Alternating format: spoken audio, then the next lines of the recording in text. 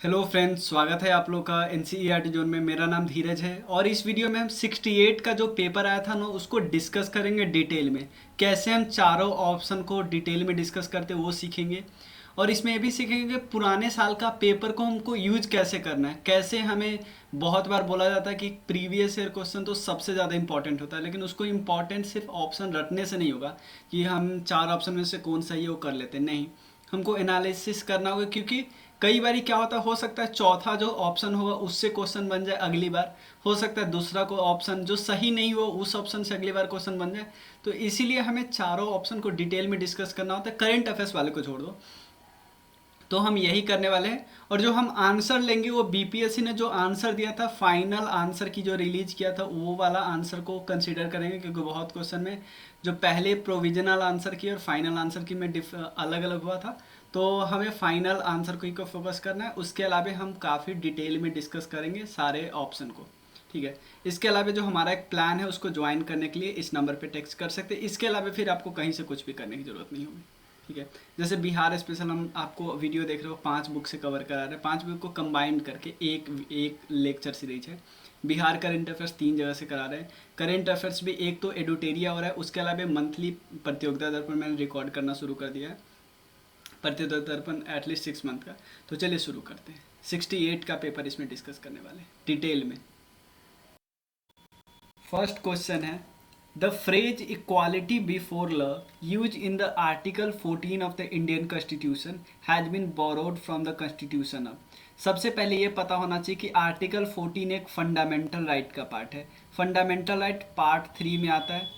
और पार्ट 3 में कहाँ से कहाँ तक आर्टिकल है? 12 से 35 तक है। उसमें जो सबसे पहले और फंडामेंटल राइट के बारे में दिखा है, सबसे पहले 14 से 18 तक किसके बारे में है? Right to equality.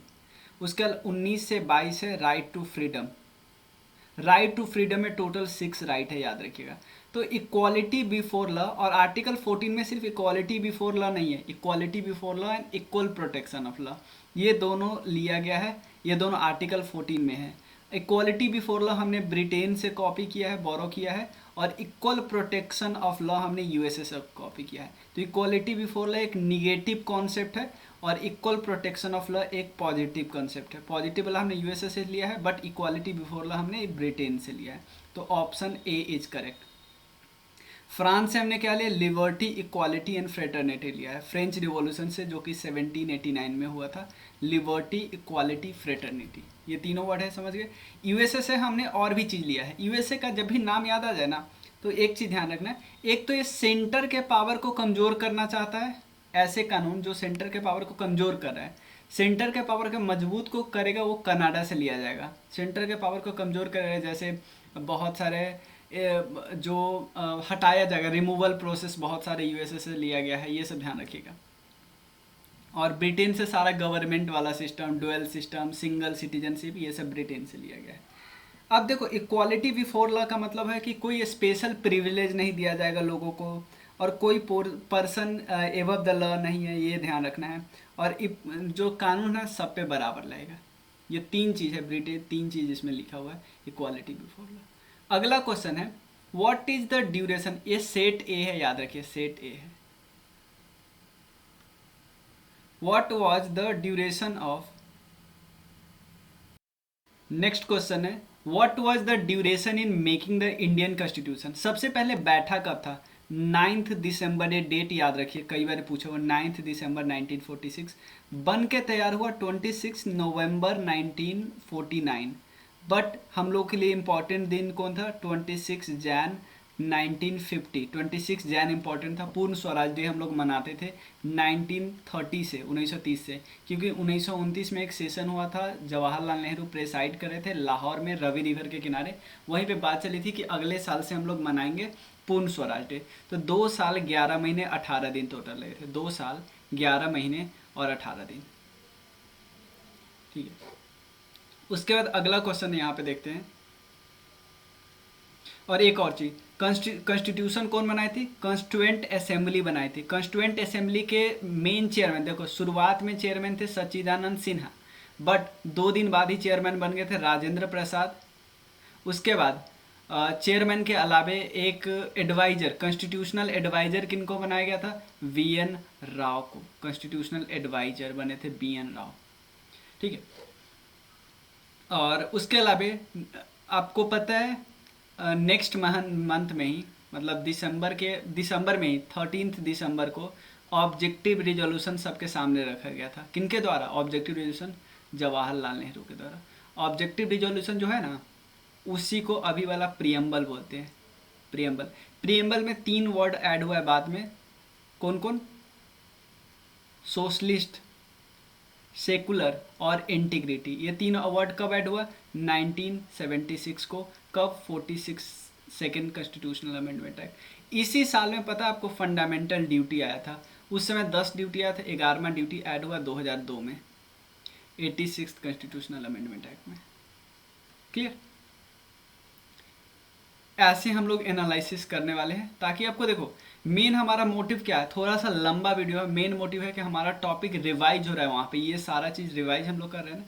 अगला देखिए, काउंसिल ऑफ मिनिस्टर। जब भी बात करें तो काउंसिल ऑफ मिनिस्टर के हेड कौन होते हैं? Council of minister. जब स्टेट की बात करें तो हेड होते हैं चीफ मिनिस्टर। यहाँ पे गवर्नर हेड नहीं होते, चीफ मिनिस्टर हेड होते हैं। और आपको पता है बिहार के गवर्नर और बिहार के chief justice of Bihar Patna दोनों बदल गए। दोनों का नाम आप लोग को याद रखना है। आप लोग को कमेंट सेक्शन में बताओ बिहार के गवर्नर और बिहार के चीफ जस्टिस, दोनों का नाम कमेंट सेक्शन में प्लीज़ लिखना। तो काउंसिल ऑफ मिनिस्टर जो ऑफ स्टेट, ये कलेक्टिवली रिस्पॉन्सिबल होता है किसके प्रति? लेजिस्लेटिव असेंबली के प्रति। प्लीज़ काउंसिल मत बोल देना, लेजिस्लेटिव काउंसिल। बिहार एक ऐसा स्टेट है, मतलब बिहार के अलावा 5 और स्टेट है जिसके पास डुअल बॉडी है, मतलब क्या करते हैं, कंस्टिट्यूएंट असेंबली भी है और लेजिस्लेटिव असेंबली भी है और लेजिस्लेटिव काउंसिल भी है।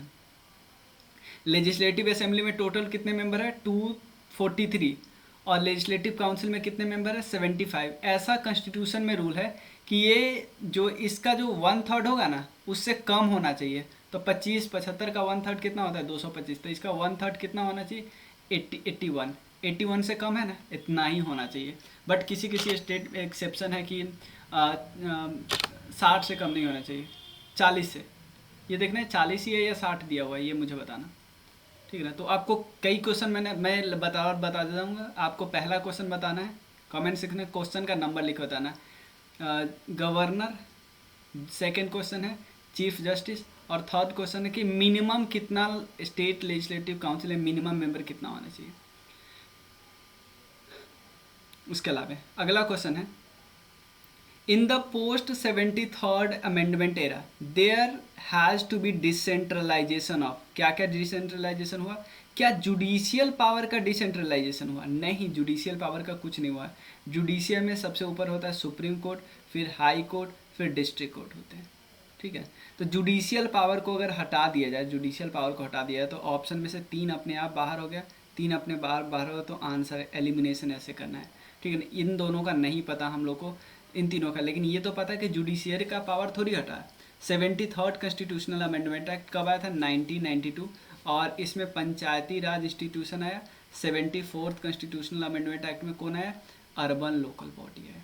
ठीक है, इसके टोटल तो 29 फंक्शन है जो कि दिया हुआ है 11th शेड्यूल में। इसके टोटल कितने फंक्शन है? 18 जो कि दिया हुआ है 12वां शेड्यूल में।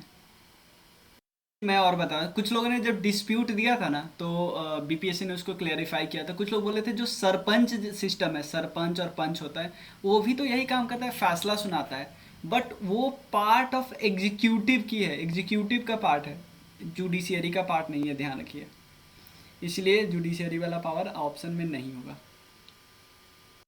5वां क्वेश्चन है, द रिप्रेजेंटेटिव ऑफ लोक राज्यसभा। देखो 2 हाउस है ना, एक है लोकसभा, यहाँ पे मैं दिखाता हूँ, 2 हाउस है हमारे पास, एक है लोकसभा और दूसरा है राज्यसभा। ठीक है, क्योंकि हमारे पास पार्लियामेंट में 2 पार्टी है। जब भी हम पार्लियामेंट की बात करते हैं ना, उसमें 3 चीज़ आता है, लोकसभा, राज्यसभा और प्रेसिडेंट साहब, 3 चीज़ आए। तो लोकसभा में टोटल मेंबर है 543, राज्यसभा में मेंबर है 245। इसमें से 233 तो डायरेक्टली चुने जाते हैं, 233, बट 12 नॉमिनेट किया जाता है। किन के द्वारा नॉमिनेट किया जाता है? प्रेसिडेंट साहब के द्वारा। तो जब प्रेसिडेंट साहब नॉमिनेट करते हैं तो क्या है, प्रेसिडेंट के इलेक्शन में पार्टिसिपेट करते हैं नॉमिनेटेड मेंबर? नहीं, बट नॉमिनेटेड मेंबर प्रेसिडेंट के इम्पीचमेंट में पार्टिसिपेट करते हैं। इम्पीचमेंट किस आर्टिकल में दिया है? 61 आर्टिकल में दिया है। इम्पीचमेंट प्रोसेस में पार्टिसिपेट करते हैं, बट जब प्रेसिडेंट साहब का इलेक्शन होता है उसमें प्रेसिडेंट पार्टिसिपेट नहीं करते। अभी प्रेसिडेंट कौन है? द्रौपदी मुर्मू जी। ये संथाल कम्युनिटी से आती है, पहली ट्राइबल प्रेसिडेंट है और सेकंड वुमेन प्रेसिडेंट है। ये सब इंफॉर्मेशन आपको याद रहना चाहिए। The representative of Rajya Sabha includes member directly elected by citizen, member indirectly elected by citizen through their representative, member nominated by the President of India। देखो ये भी ऑप्शन सही है सी, क्योंकि मेंबर नॉमिनेटेड के 12। और आपको पता है ना, ये जो राज्यसभा के मेंबर चुने जाते हैं वो किसके द्वारा चुने जाते हैं? किसके द्वारा? सारे स्टेट से आते हैं। जैसे यूपी से सबसे ज़्यादा 31 यूपी से, तो यूपी की जो लेजिस्लेटिव असेंबली होती है ना वो चुनती है। तो member indirectly elected by citizen through their representative, हमारे रिप्रेजेंटेटिव के द्वारा चुने गए। तो बी भी सही है, सी भी सही है, तो ऑप्शन होगा डी। पे ऑप्शन देख ले तो 5 का डी है ना, ठीक ना, 5 का डी है, क्योंकि बी और सी दोनों करेक्ट है, इसलिए डी ऑप्शन करेक्ट होगा। ठीक है, ये फाइनल आंसर की है। अगला क्वेश्चन है, नेक्स्ट क्वेश्चन है, which of the following is concerned with the supreme court of India. क्या क्या लिखा है? एपीलेट जुरिडिक्शन, यानी इसमें क्या बात करें कि अपील किया जाता है। मान लो हाई कोर्ट में कोई बातें हुई, हाई कोर्ट में कोई डिस्कशन हुआ और कोई रिजल्ट आया, उस मैटर को फिर से अपील किया जा सकता है सुप्रीम कोर्ट में। अगला ओरिजिनल जुरिडिक्शन, अगर मान लो कोई दो स्टेट के बीच डिस्प्यूट हुआ, या स्टेट और सेंटर के बीच डिस्प्यूट है, या दो स्टेट एक साथ है, या कई स्टेट एक साथ है, एक साइड सेंटर है, तो ये सारा डिस्प्यूट सिर्फ और सिर्फ सुप्रीम कोर्ट सॉल्व करेगा। तो ये इसको हम बोलते हैं ओरिजिनल, और इसमें सुप्रीम कोर्ट के पास एक्सक्लूसिव पावर हो सकता है। ओरिजिनल का मतलब डायरेक्टली आप सुप्रीम कोर्ट जा सकते हैं, बट एक्सक्लूसिव का मतलब है सुप्रीम कोर्ट के अलावे कोई इस पर डिस्कशन ही नहीं करेगा। कोलिजियम सिस्टम की जब भी बात करते हैं, जब भी जजेज का अपॉइंटमेंट होता था किसके द्वारा किया जाता है? एक तो चीफ जस्टिस ऑफ इंडिया होते हैं, और उसके अलावा 4 सीनियर मोस्ट जजेज होते हैं। 4 में से 2 भी किसी आदमी के बारे में बोल दिया कि नहीं इसको नहीं लेते हैं, तो नहीं लिया जाएगा। तो कोलिजियन सिस्टम से अपॉइंटमेंट होता है, ठीक है ना। कोलिजियम सिस्टम से चुन के जाते हैं, बट अपॉइंटमेंट प्रेसिडेंट साहब खुद करते हैं। तो ये और ये तीनों पावर किसके पास है? सुप्रीम कोर्ट के पास है। तो डी करेक्ट ऑप्शन होगा। अगला क्वेश्चन है, the minimum age for contesting election to the panchayati raj institution should be how many years according to 73rd constitutional amendment act. ये आया था 1992 में, ठीक है। देखो 3 सबका एज याद रखे, गवर्नर, प्रेसिडेंट, वाइस प्रेसिडेंट 35 साल। प्राइम मिनिस्टर, देखो प्राइम मिनिस्टर आपको पता है लोकसभा से भी बन सकते हैं, राज्यसभा भी बन सकते हैं। लोकसभा से बने तो उनका मिनिमम 25 होना चाहिए, राज्यसभा से बने तो मिनिमम 30 होना चाहिए। सीएम भी दोनों से बन सकते हैं, state legislative assembly, state legislative council, यहाँ से बने तो 25, यहाँ से बने तो 30। उसके बाद जो मेंबर आते हैं लोकल बॉडी पे, उसका मिनिमम होना चाहिए 21, और जो लोग वोट देते हैं उसका होना चाहिए 18। पहले ये 18-21 हुआ करता था, बट 1989 से ये हो गया 18 साल। कौन सा अमेंडमेंट एक्ट था? 61st constitutional amendment act. अगला क्वेश्चन है 8 नंबर क्वेश्चन है, ये एक्चुअली यूपीएससी में भी पूछा गया था 2010 के पेपर में, आप देख लेना सेम क्वेश्चन पूछा गया है। बट एक चीज़ मैं आपको बताता हूँ, with reference to the consumer dispute redressal at district level in India, which one of the following option is not correct. कौन सा करेक्ट नहीं है? तो ये देखो, ये अगर आप नहीं पढ़ोगे ना तो भी घटना चक्र से डायरेक्ट रिपीट हुआ है, बट एक ऑप्शन उन्होंने कम ही दिया है, क्योंकि उन्होंने 4 ऑप्शन दिया था। The state government can establish more than one district forum in a district if deems fit। मतलब अगर लगा कि सिम्स फिट होगा कि, या डेम्सी हो सकता है कि अगर लगा कि एक स्टेट में, एक डिस्ट्रिक्ट में एक से ज़्यादा डिस्ट्रिक्ट फोरम हो सकते हैं तो कर सकते हैं। ये एक्चुअली किस एक्ट के थ्रू ये बनाया जा रहा है पता है? Consumer dispute resolution redressal act नहीं है 1986, उसमें एक नेशनल लेवल पे होता है, फिर स्टेट लेवल पे, फिर डिस्ट्रिक्ट लेवल पे। नेशनल लेवल पे होते हैं उसके हेड पता है कौन होते हैं? Retire chief justice of India होते हैं, ठीक है ना, रिटायर चीफ जस्टिस। चलो सिटिंग जज और ए रिटायर और ए सिटिंग जज of supreme court, sorry chief justice नहीं, रिटायर होते हैं या सुप्रीम या सिटिंग जज। इनमें से एक मेंबर तो वुमेन होती ही है। The district forum entails the complaint where the value of goods and service does not, same option है बट पता है पहले ये हुआ करता था 1 करोड़, ठीक है ना, पहले हुआ करता था 1 करोड़। तो यूपीएससी वाले में सी ऑप्शन करेक्ट था क्योंकि वहाँ पे भी 50 लाख दिया, वहाँ पे भी 50 लाख दिया होता, लेकिन 2021 के अमेंडमेंट में इसको 50 लाख कर दिया गया, 50 लाख कर दिया। तो अब तो ऑप्शन सही है, तो सी भी सही है। तो ऑप्शन कौन गलत हो जाएगा, कौन सा करेक्ट नहीं होगा, ई, क्योंकि सब के सब करेक्ट है, तीनों के तीनों करेक्ट है। चलो अब 9th नंबर क्वेश्चन करते हैं। At what level does a panchayat समिति ऑपरेट अ पंचायती राज स्ट्रक्चर। 3 स्ट्रक्चर में होता है, पहले डिस्ट्रिक्ट लेवल, फिर ब्लॉक लेवल, और एक होता है ग्राम लेवल, ठीक है ना। यहाँ पे पंचायत आती है या फिर पंचायत समिति, यहाँ पे जिला परिषद आता है, तो ये ब्लॉक लेवल पे होते हैं। तो ऑप्शन कौन सा करेक्ट हो जाएगा, सी, ठीक है। अब 2-3 कमेटी के बारे में देखिए। पहला एक कमेटी बलवंत राय मेहता कमेटी, ये 3 टीयर के बारे में बात किए थे। उसके बाद है बलवंत राय मेहता कमेटी। सेकंड एक और मेहता थे, एक और कौन थे, वो 2 टीयर कमेटी के बारे में बात किए थे, ठीक है। और तो 2 क्वेश्चन आपने बता दिए। थर्ड क्वेश्चन आपको 3 क्वेश्चन मैंने ऑलरेडी पूछ चुका है। चौथा क्वेश्चन मैं पूछना हूँ कि किस कमेटी ने पंचायती राज इंस्टीट्यूशन को कॉन्स्टिट्यूशनल स्टेटस देने की बात की थी। कॉन्स्टिट्यूशनल स्टेटस कि एक बॉडी बनाते हैं, कॉन्स्टिट्यूशनल बॉडी बनाते हैं। अगला क्वेश्चन है which one of the following was establish as the first program of community development. पहला प्रोग्राम कम्युनिटी डेवलपमेंट पता भी है, ये आया था 1952 में। ये भी किस कमेटी के रिकमेंडेशन पे, बलवंत राय मेहता के रिकमेंडेशन पे, ठीक है। क्योंकि शुरू में पंचायत राज तो था नहीं, तो कम्युनिटी डेवलपमेंट प्रोग्राम चलाया गया था। तो इसका पहला प्रोग्राम चलाया गया था, उसका नाम था national extension service. National extension service कब लॉन्च किया गया था, 1953 में। कम्युनिटी डेवलपमेंट प्रोग्राम कब आया था, 1952 में। ये क्वेश्चन तो काफ़ी जनरल क्वेश्चन है। स्पेशल इकोनॉमिक जोन आपको बनाया जाता है, तो इससे क्या होगा, एक मतलब एक एरिया है वहाँ पे स्पेशल इकोनॉमिक जोन बनाया जाएगा। तो उसमें हो सकता है टैक्स छूट मिले, हो सकता है इलेक्ट्रिसिटी पे छूट मिले कुछ सालों तक। तो इससे इकोनॉमिक एक्टिविटी जनरेट होगी, नॉर्मल स्टेटमेंट है। एक्सपोर्ट बढ़ेगा गुड्स का और सर्विस का, और प्रमोशन होगा। क्रिएशन ऑफ एम्प्लॉयमेंट, बहुत अच्छा स्टेटमेंट है, बट तीनों करेक्ट है, काफ़ी काफ़ी काफ़ी जनरल स्टेटमेंट है। अगला ऑप्शन है what is the policy measure adopted by government of India to improve the system of agriculture marketing. इसमें से देखो पहला ऑप्शन है एग्रीकल्चर मार्केटिंग को इम्प्रूव करना है। सरकार क्या क्या कर रही है पॉलिसी मेजर। पहला है minimum support price. Minimum support price वो प्राइस होता है जिस पे गवर्नमेंट पहले ही सीजन से पहले ही फिक्स कर देगी कि भाई आपको हम जो पैडी होगी इतने रुपये आपको हम खरीदेंगे, अगर आपसे कोई और मांगता है इसे कम रेट पे तो आप नहीं दो, हम ही को दे दो 2000 रुपये क्विंटल ऐसे। उसके बाद मेंटेनेंस ऑफ बफर स्टॉक, सरकार क्या करती है, स्टॉक में रखती है बफर स्टॉक। सेकेंड है पब्लिक डिस्ट्रीब्यूशन सिस्टम, सरकार बांटती है। तो ये तीनों एग्रीकल्चर मार्केटिंग को प्रमोट करता है, इम्प्रूव करता है सिस्टम को। तो ये 1 एबव करेक्ट है।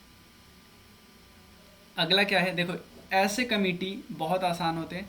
कंपटीशन एक्ट 2002 ये कौन से कमेटी ने सजेस्ट किया था, रंगराजन, एस राघवन कमेटी, विजय केलकर, या इनमें से सभी। तो एस राघवन कमेटी ने।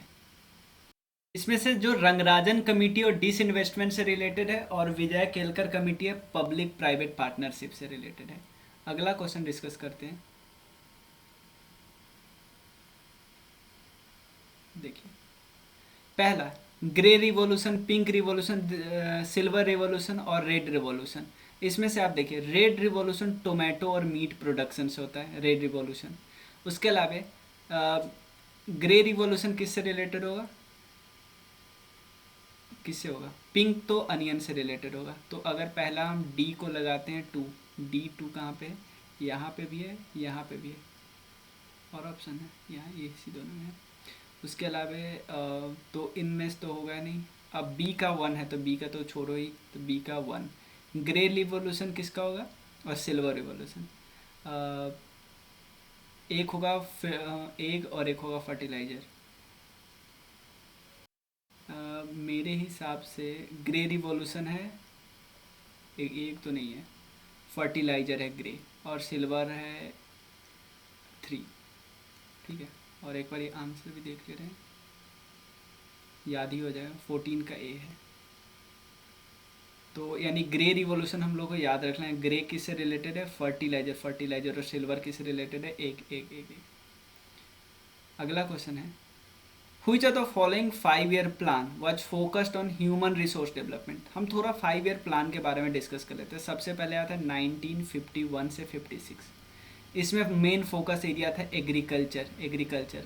दूसरा में फोकस एरिया क्या था, क्योंकि दूसरा वाला महालनोबिस कमिटी के हिसाब से बनाया गया था, तो इसका फोकस एरिया क्या था, इंडस्ट्री, हेवी इंडस्ट्री। ठीक है, और ह्यूमन रिसोर्स डेवलपमेंट पे बात किया गया था 8 5 year प्लान में। तो इसमें से कोई भी आंसर नहीं, नन ऑफ द एबव। इससे 5 year प्लान में जो जो क्वेश्चन होते हैं ना वो सॉल्व हो जाएंगे। पहला 5 year प्लान जवाहरलाल नेहरू जी ने इंट्रोड्यूस किया था। के एन राज वहाँ के इकोनॉमिक्स थे, argue that India should be Hesson slowly, पहले टू डिकेड पे। बट यहाँ पे याद रखिए कौन से मॉडल पे बना था, हैरोद डोमर मॉडल, और 5 आईआईटी को किया गया था, और भाखड़ा नांगल डैम के लिए बहुत ज़्यादा यहाँ पे किया गया था, पैसा डाला गया था। टारगेट से ज़्यादा ग्रोथ अचीव हुआ था। Rapid industrialization PC Mahalanobis second 5 year plan में। उसके अलावा थर्ड 5 year प्लान में पहली बार पंचायत इलेक्शन की बात की गई थी, ग्रास रूट लेवल इंट्रोड्यूस किया। बट आपको पता है ना, मेन जब शुरू हुआ वो कॉन्स्टिट्यूशनल स्टेटस मिला 73rd के बाद। उसका 3 साल लगातार प्लान हॉलीडे चला, 66 67 67 68 68 69। इंडो चाइना वॉर और इंडो पाक वॉर के कारण। उसके अलावा फोर्थ 5 year प्लान किस फार्मूला पे, गडगिल फार्मूला पे चला था। और यहाँ पे ग्रीन रिवॉल्यूशन लाया था, बैंक को नेशनलाइज किया गया था, याद रखना। Drought prone area program launch हुआ था, ये भी याद रखना। उसके बाद फिफ्थ 5 year प्लान की बात करते हैं, और एक इंडियन नेशनल हाईवे सिस्टम को इंट्रोड्यूस किया गया, मिनिमम नीड्स प्रोग्राम आया। रोलिंग प्लान तो नहीं डिस्कस करना है। 6 5 year प्लान में पहली बार फैमिली प्लानिंग की बात की गई थी, और शिवरामन कमेटी के आधार पे नाबार्ड बना था, national bank for agriculture and rural development, 6 5 year plan में। उसके बाद 7 5 year प्लान में कुछ याद रखने वाला बात नहीं है। 8 5 year प्लान में मॉडर्नाइजेशन ऑफ इंडस्ट्री हुआ, WTO का मेंबर बना इंडिया, और यहाँ पे डिसेंट्रलाइजेशन वगैरह की बात कर रहे हैं, एम्प्लॉयमेंट जनरेटिंग वगैरह की बात कर रहे हैं, टारगेट रखा गया था ग्रोथ। 9th 5 year प्लान में ह्यूमन रिसोर्स डेवलपमेंट इसी में आया था, बट लिखा नहीं हुआ है ह्यूमन रिसोर्स, यहाँ लिखा हुआ देखो तो focus on human resource development, tourism वगैरह।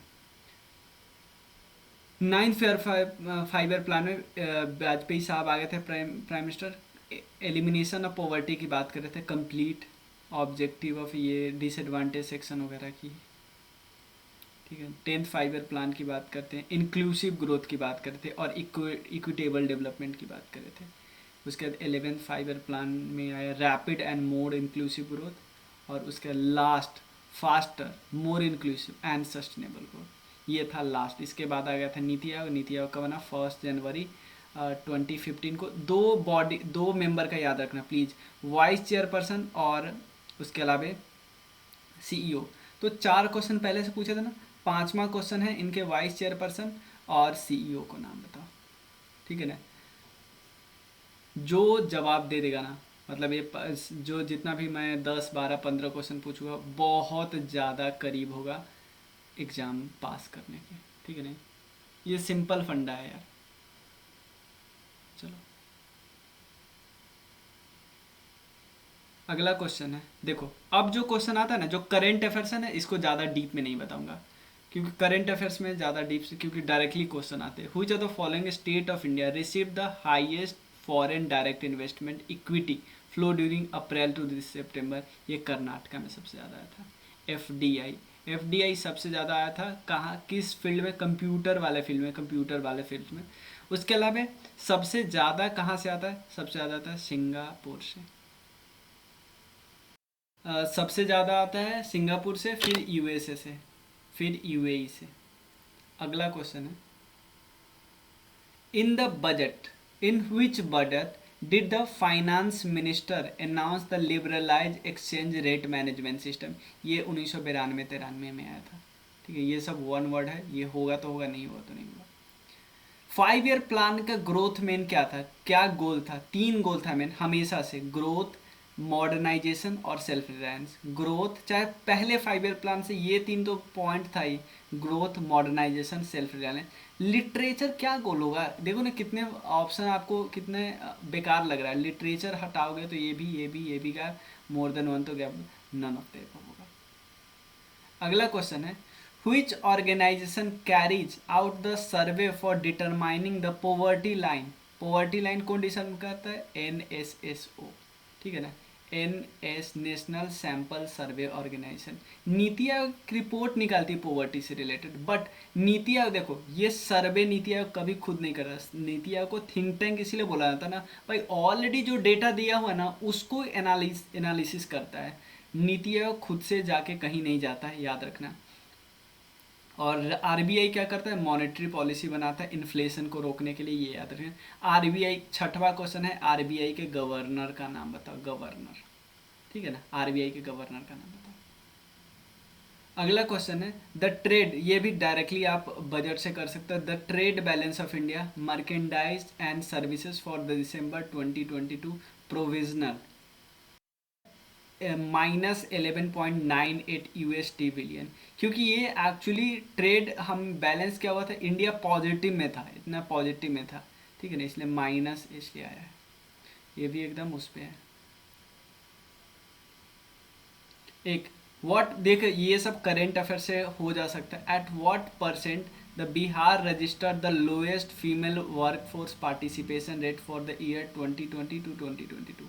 ठीक है ना, ये कितना परसेंट है? गांव के लिए कितना है, अर्बन एरिया के लिए कितना है? इसमें 4% है रूरल एरिया में, 6.5% है अर्बन एरिया में। लोएस्ट फीमेल वर्कफोर्स पार्टिसिपेशन, देखो ये कट कर दिया गया है इसको बीपीएससी के द्वारा, इस क्वेश्चन को ही कट कर दिया। अब अगला है, नेशनल फैमिली सर्वे हुआ 5वां, release by union ministry of health and family welfare. There has been a significant improvement in the sex ratio of Bihar.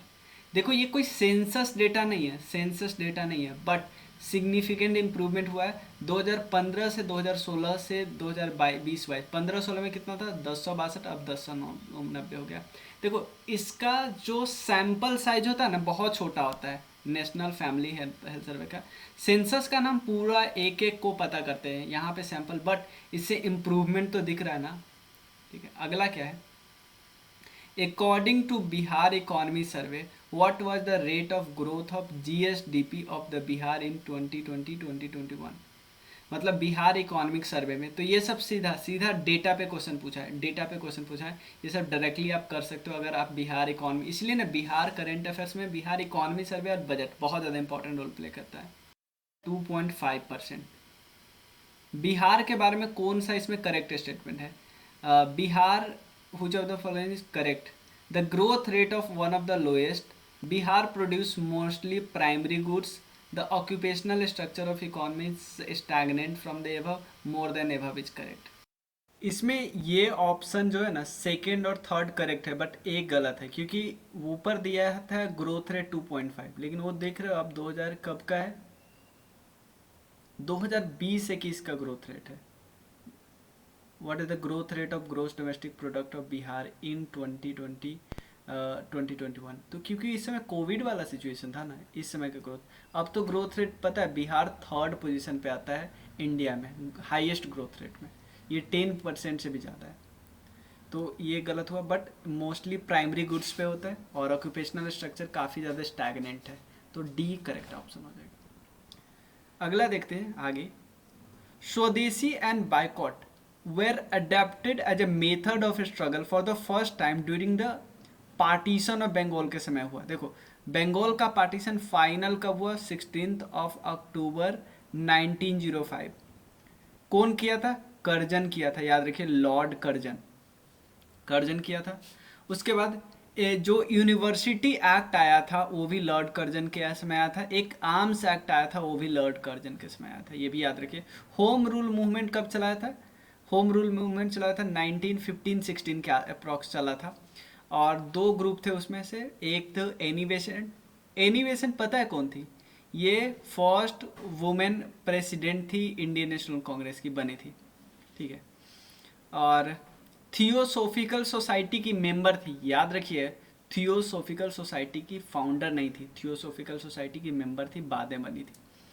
बाद में थियोसोफिकल सोसाइटी मद्रास में आ गया था, उसकी चेयरमैन थी ये।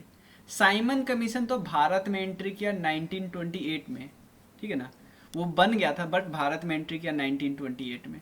और साइमन कमीशन में क्योंकि एक भी इंडियन नहीं था तो इसके खिलाफ लोग नारे लगे थे, और लाला लाजपत राय को इसी समय लाठी से मार के हत्या कर दी गई थी। मतलब इतना जोर से मारा था कि वो हॉस्पिटल में मर गए थे। और लाला लाजपत राय जब मरे थे तो इनके जो बहुत सारे फॉलोअर थे उनमें 3 फॉलोअर था जिन्होंने किसको मार दिया था? सॉन्डर्स को। मारना गए थे स्कॉट को, मार दिया सॉन्डर्स को, ठीक है ना। तो सॉन्डर्स मर्डर केस में ही 3 लोगों को फांसी दी गई थी, भगत सिंह, सुखदेव और राजगुरु। कब कब दी गई थी? ये 1931 को, ठीक है ना। और याद रखिएगा जिस दिन दिया गया था ना उस दिन शहीद दिवस मनाया जाता है, मार्टियर्स डे। ये डे कौन सा था ये बताइए तो? 23 मार्च था ना, कंफर्म होके बताइएगा। अगला क्वेश्चन है होम रूल में तो बंगाल का पार्टीशन, ठीक है, 16 अक्टूबर 1905 को फाइनल हो गया था कि हाँ अब तो हो ही जाएगा, ठीक है। 2 पार्ट में बांटते हैं, कम्यूनल ग्राउंड पे। देखो ब्रिटिश का तो कहना था एडमिनिस्ट्रेटिव ग्राउंड पे, लेकिन बांटा था कम्यूनल ग्राउंड पे। अगला क्वेश्चन है at the Calcutta session of Indian National Congress जो कि 1906 में हुआ, flag of Swaraj for India was unfolded by. देखो ये जो 1906 में सेशन हुआ था उसके प्रेसिडेंट कौन बने थे?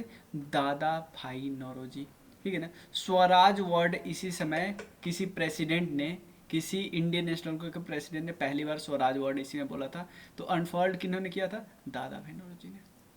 दादा भाई नौरोजी को grand old man of India बोलते हैं। हाउस ऑफ कॉमन्स के मेंबर बन चुके हैं। किताब लिखी है 1901 में, poverty and un British rule of India. Gopal Krishna Gokhale का याद रखना, servants in Indian society, servants and Indian society. AO Hume है founder of Indian National Congress जो कि पहला सेशन हुआ था 1885 में, 72 मेंबर पार्टिसिपेट किए थे। अगला क्या है? During the freedom struggle A parallel movement launch in Indian states में पैरेलल मूवमेंट चला in the state ruled by Indian ruler, जहाँ पे जैसे कश्मीर, निजाम का, अहमदाबाद, ट्रावनकोर, इन सब में। तो नाम क्या था? एक चीज़ खुद बताओ, स्वराज मूवमेंट कहाँ से आ गया इनका नाम? स्वराज तो अलग एक मूवमेंट चला था ना, स्वराज, ठीक है ना। उसके बाद state people's movement, Prajamandal movement, तो ये नाम एक्चुअली था Prajamandal movement, Prajamandal movement. B is a correct option. आज पार्टी बनाया किसने था? सी आर दास ने। कब? 1923 में, ठीक है ना। 2 ग्रुप में बट गया था ना जब गांधी जी जेल थे, स्वराजिस्ट और नो चेंजर्स। अगला क्वेश्चन क्या है? Which of the following statement regarding the Indian freedom struggle is not correct, यानी कौन सा गलत स्टेटमेंट है ये बताइए। पहला, Gandhi ji withdraw from non cooperation movement due to the Chauri Chaura incident, ये करेक्ट बात है। ये हुआ था 4 फेब 1922 को, तो गांधी जी ने 12 फरवरी को विड्रॉ कर लिया था नॉन कॉपरेशन मूवमेंट। इनिशिएट हुआ था 1920 में। देखो लाला लाजपत राय, लाल बाल पाल तीनों ग्रुप के थे ना एक्सट्रीमिस्ट, उसमें सिर्फ लाला लाजपत राय प्रेसिडेंट बने हैं इंडियन नेशनल कांग्रेस के। और वो 1920 में नागपुर में एक स्पेशल सेशन हुआ था, वहाँ पे प्रेसिडेंट बने थे। नागपुर थोड़ा फैक्ट चेक कर लेना, ठीक है। Gandhi ji gave his first major public speech at Banaras Hindu University, ये भी करेक्ट है, ये भी करेक्ट है, बट ये गलत है। क्यों गलत है? क्योंकि खुद सोचो ना यार, 1920 में मूवमेंट स्टार्ट हो गया और जब तक मूवमेंट खत्म हो गया गांधी जी बाहर ही थे। मूवमेंट जब खत्म हो गया ना, एंड हो गया, उसके बाद गांधी जी को अरेस्ट किया गया। जब स्वराज पार्टी बना ना 1923 में, उस समय गांधी जी जेल में थे। समझ में आया ना? स्वराज पार्टी जब बना उस समय गांधी जेल में थे। गांधी जी जेल में थे। तो ये एक इनकरेक्ट स्टेटमेंट हो जाएगा। तो सी ऑप्शन क्या हो जाएगा, क्योंकि गलत स्टेटमेंट पूछ रहा है, तो कौन सा गलत है, सी गलत है। अगला क्वेश्चन है, Which of the following was a journal brought out by Abul Kalam Azad. ये जर्नल का नाम है अल हिलाल। अल हिलाल ये जमींदार एक उर्दू न्यूज़पेपर था। किसके द्वारा लिखा गया था, फाउंडिंग एडिटर थे मौलाना जफ़र अली खान। मौलाना जफ़र अली खान। इसके अलावा एक जो कॉमरेड वाला था, कॉमरेड जो है उसके एडिटर है, मैं बता दे रहा हूँ एक सेकेंड, उसके एडिटर का नाम है, वो एक इंग्लिश न्यूज़पेपर था, इंग्लिश, और एडिटर था मोहम्मद अली जौहर। मोहम्मद अली जौहर। आगे कभी पूछते, अभी कभी पूछा नहीं है, पूछते तो चलेगा काम।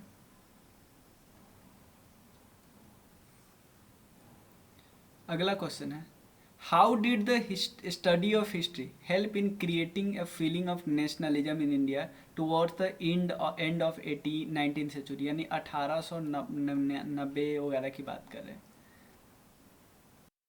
By interpreting history and refuting the British portrayal of Indians as backward, primitive, and incapable for governing themselves. Second, by writing about India's glorious past and urging people to take pride of their achievement. ये सही statement है। By urging people to struggle and change the miserable condition of life under the British rule, ये भी correct है। और तो सीधा answer तो डी आ ही जाएगा, बट ए करेक्ट नहीं है, ठीक है ना, क्योंकि अभी तक इंडिया री इंटरप्रेट हिस्ट्री को नहीं कर रहा था, ठीक है ना, और न ब्रिटिश का जो पोर्ट्रेयल कर रहा था ना उसको रिफ्यूट भी नहीं कर रहा था। अगला क्वेश्चन है, which of the following statement are not correct, मतलब कौन सा गलत स्टेटमेंट है रिगार्डिंग नॉन कोऑपरेशन मूवमेंट। ये 1920 में हुआ है, हमें सबको पता है। पहला ऑप्शन है, only the upper caste and rich people of the part of the movement. नहीं नहीं, ऐसा नहीं है। पहले ये तो समझो नॉन कॉपरेशन मूवमेंट के कई कारण थे। एक तो रॉलेट एक्ट, ठीक है ना, 2 लोग को अरेस्ट किया गया था ना, जिसके बाद जालियांवाला बाग हत्याकांड हुआ था, शैफुद्दीन खिचलू और डॉक्टर सत्यपाल।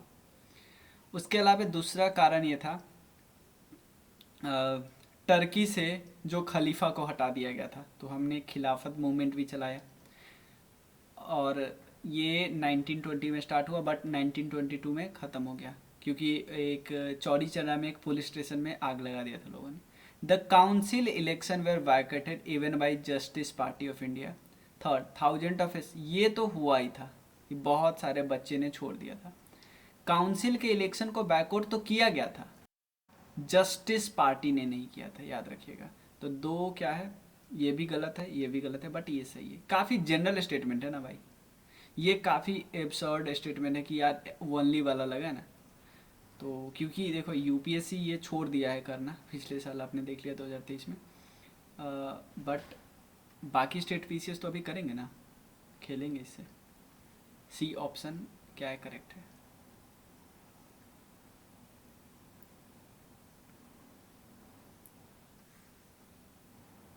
अगला है, a sannyasi who came to that district after spell as a indentured labourer बन के रखे थे फिजी में, carrying a copy of Tulsidas Ramayana on his back from he would recite verses to rural audience को बता रहे थे। ये पीजेंट लेबर एक किन के बारे में बताए गए हैं, ये बताना आपको। बाबा रामचंद्र जी के बारे में बताया, बाबा रामचंद्र। ऑल इंडिया हरिजन जो सभा बनाया गया था 1932 में महात्मा गांधी के जी के द्वारा, ऑल इंडिया हरिजन सभा। अगला, on February 20, 1947 prime minister Attlee announce the British government decision to withdraw from India latest by which, मतलब जून 1940 से पहले, 48 से पहले, ठीक है, इंडिया निकलना है।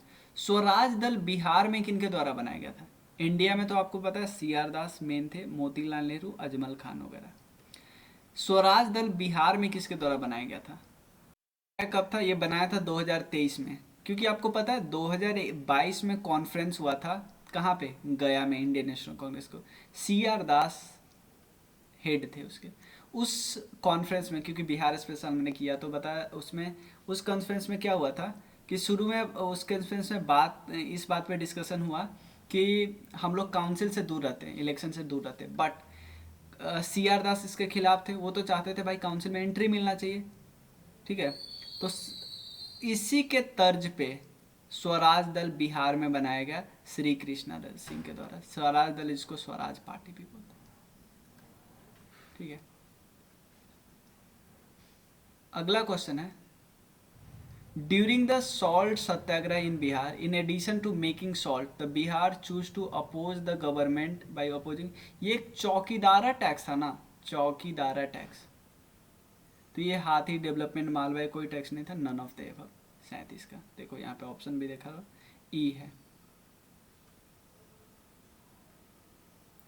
अगला क्वेश्चन है, the elected government of Bihar formed by Shri Krishna Sinha resign किया उन्होंने फरवरी 1938 में। क्यों रिजाइन किया? Participation in the freedom struggle of India, यहाँ कुछ नहीं हो रहा था इसे। For the release of political prisoner, satyagraha against the British at the call of Gandhi ji. Gandhi ji इस समय तो कोई सत्याग्रह ही नहीं चला रहे थे, तो ये तो ऑप्शन सीधा गलत है। पार्टिसिपेशन क्योंकि यहाँ अभी कोई स्ट्रगल ही नहीं हो रही थी। ये मेन रीजन था कि पॉलिटिकल प्रिजनर को आप छोड़ो, जो आप अरेस्ट करके रखो उस सबको छोड़ो, तो बी करेक्ट आंसर है। Who saved the life of Gandhi ji in Bihar during the Champaran satyagraha? Champaran satyagraha 1917 को हुआ। ठीक है, राजकुमार शुक्ल आए थे गांधी जी को बुलाने। राजकुमार शुक्ल बिहार के रिप्रेजेंटेटिव थे।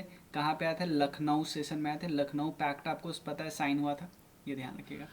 तो ये इनका नाम था बालक मियाँ, एक्चुअली बतक मियाँ है, बतक मियाँ। हु लेड कल्टिवेटर्स, याद रखना, cultivators in Bihar during the non cooperation movement? ये थे स्वामी विद्यानंद। स्वामी विद्यानंद, इनके बारे में भी आप जानते हैं, इनके बारे में भी आप जानते हैं।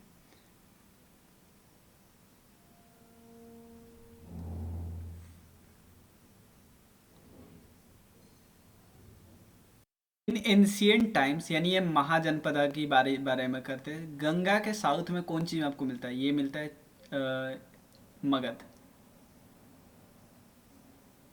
ठीक है, मगध। मगध का कैपिटल पहले हुआ था राजगृह, उसके बाद पाटलिपुत्र। ठीक है, चोला तो यार बहुत नीचे आ गया। When did use of iron begin in Indian subcontinent? Indian subcontinent में आयरन का यूज सबसे पहले कब होने लगा? भाई देखो, आयरन का यूज हम लोग को ये पता है, इंडस वैली सिविलाइजेशन में तो बिल्कुल नहीं था। आया कब था इसका यूज? इसका यूज हमने किया था लगभग 1500 BCE में, यानी वैदिक एरा में। तो 1500 BC ये हुआ और अभी 2000 हुआ, तो लगभग 3500 साल पहले। कोई ऑप्शन ही नहीं है, तो none of the. According to the rock inscription in Sanskrit composed around 2nd century CE, Sudarshan lake, ये एक आर्टिफिशियल रिजर्वायर है, किसके द्वारा रिपेयर किया गया? बहुत घिसा पिटा क्वेश्चन है, रुद्रदामन के द्वारा रिपेयर किया गया, रुद्रदामन। कनिष्क के समय में फोर्थ बुद्धिस्ट काउंसिल हुआ। ठीक है ना, MSMV यानी बसुमित्रा प्रेसाइड किए थे। पहले में आपको पता है MSMV सवाकमी, महाकश्यप, मुगालिपुतिशा और बसुमित्र, याद रखिए। कनिष्क कहाँ पे हुआ? कश्मीर में हुआ। हर्षवर्धन के समय में 2 असेंबली हुआ था। ठीक है ना, और हर्षवर्धन के समय में कौन आए थे? वेन सांग आए थे। कहाँ से? चाइना से। फाहियान कहाँ से आए? फाहियान किसके समय आए थे? चंद्रगुप्त टू के समय में आए थे, यानी विक्रमादित्य के समय आए थे। अगला क्वेश्चन क्या है?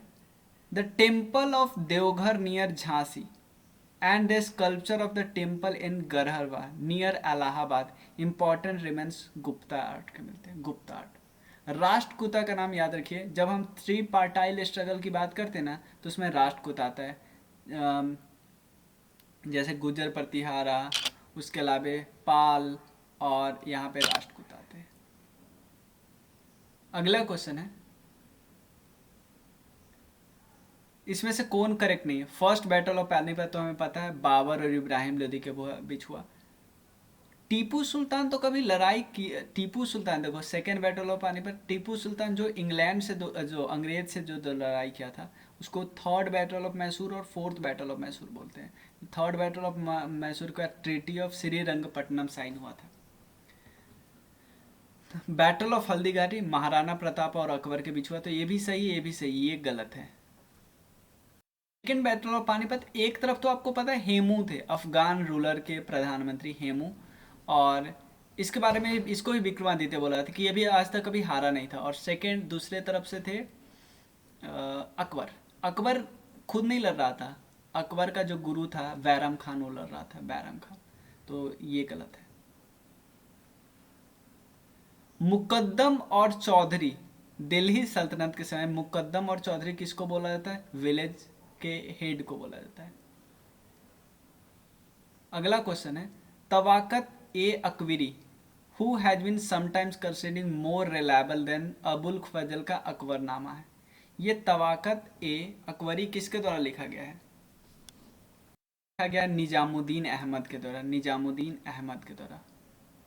मदन बेगम एक्चुअली हुमायूं नामा लिखी थी, हुमायूं, हुमायूं की वाइफ थी ना, हुमायूं नामा।